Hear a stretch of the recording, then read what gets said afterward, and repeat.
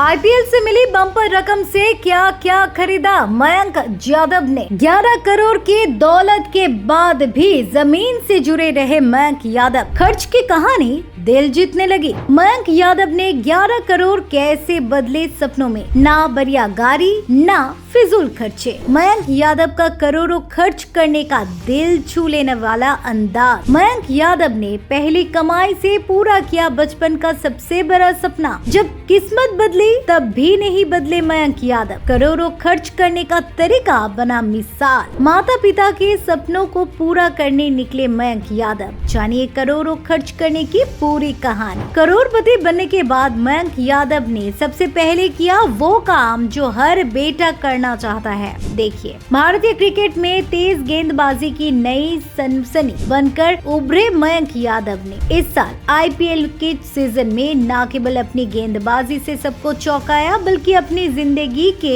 एक बड़े आर्थिक मोड़ को भी अनुभव किया। लखनऊ सुपर जायंट्स ने मयंक यादव को भारी रकम 11 करोड़ में खरीदा और इस रकम ने न सिर्फ उनके करियर बल्कि उनकी व्यक्तिगत जिंदगी में भी बड़ा बदलाव लाया। लेकिन सवाल उठता है, आखिर मयंक ने इस मोटी रकम का इस्तेमाल कैसे किया। मयंक यादव जो दिल्ली की गलियों से निकलकर भारतीय क्रिकेट का चमकता सितारा बने, हमेशा से एक साधारण और अनुशासित जीवन जीते आए हैं। जब उनसे 11 करोड़ पाने के बाद पहली बार पूछा गया कि वे इस पैसे का क्या करेंगे तो उनका जवाब बेहद विनम्र और दिल छूने वाला था। उन्होंने कहा था कि सबसे पहले वो अपने माता पिता के लिए एक शानदार घर खरीदना चाहते हैं। बचपन से संघर्ष में पले बड़े मयंक के लिए परिवार हमेशा पहली प्राथमिकता रही है। सूत्रों के अनुसार मयंक ने दिल्ली के एक जाने माने इलाके में सुंदर सा अपार्टमेंट खरीदा है जिसकी कीमत लगभग 4.5 करोड़ बताई जाती है। इस घर